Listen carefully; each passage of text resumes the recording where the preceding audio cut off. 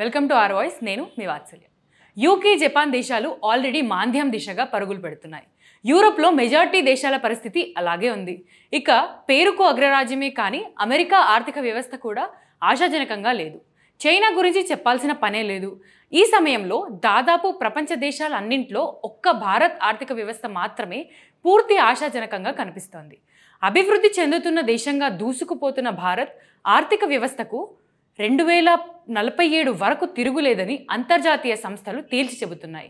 ఈ నేపథ్యంలో international monetary ఫండ్లో భారత్కు చెందిన సీనియర్ అధికారి చేసిన వ్యాఖ్యలు ఆసక్తికరంగా మారాయి. 2047 వరకు భారత అభివృద్ధి రేటుకు తిరుగులేదని అంతర్జాతీయ ద్రవ్య నిధిలో భారత ఎగ్జిక్యూటివ్ డైరెక్టర్ కృష్ణమూర్తి కీలక వ్యాఖ్యలు చేశారు. గత 10 ఏళ్లుగా భారత్ అమలు చేస్తున్న ఆర్థిక విధానాలను రెట్టింపు చేసి సంస్కరణలు వేగవంతం చేయగలిగితే 100 ఏళ్ల స్వతంత్ర భారత ఆర్థిక వ్యవస్థ వృద్ధి రేటు 8% లేదా అంతకంటే ఎక్కువ వృద్ధి సాధిస్తుందని అంచనా వేశారు. భారత్ ఇంతకు ముందు 8% స్థిరంగా వృద్ధి చెందలేదు, కానీ సాధించగలిగే అవకాశం ఉందన్నారు.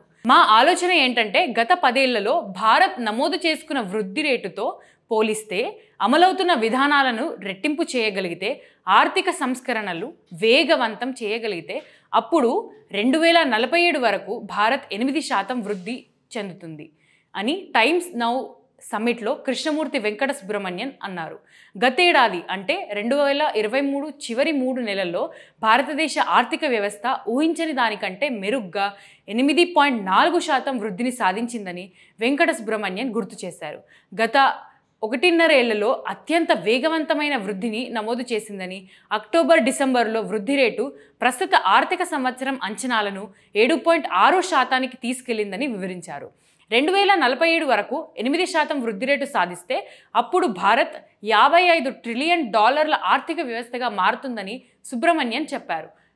1991 నుంచి భారత సగటు వృద్ధి 7% కంటే కొంచెం ఎక్కువగా ఉందని ఆయన హైలైట్ చేశారు. ఈ సందర్భంగా ఉద్యోగ కల్పనలో మ్యానుఫ్యాక్చర్ రంగానికి ప్రోత్సహించాల్సిన అవసరాన్ని ఆయన ప్రముఖంగా ప్రస్తావించారు. ల్యాండ్, లేబర్, మూలధనం, లాజిస్టిక్ తయారీ రంగాల్లో సంస్కరణలు అవసరమని, దేశ జీడిపిలో 58% దేశీయ వినియోగం నుంచి వస్తుందన్న దేశీయ ఆర్థిక వ్యవస్థను బలోపేతం చేయాల్సిన అవసరం ఉందని సుబ్రమణ్యన్ పేర్కొన్నారు. ఇలాంటి మరిన్ని ఇంట్రెస్టింగ్ వీడియోస్ కోసం ఆర్ వాయిస్ని సబ్స్క్రైబ్ చేయండి. నచ్చిందా లైక్ చేయండి. మీ ఒపీనియన్స్ని కామెంట్ చేయండి. అందరితో షేర్ చేయండి.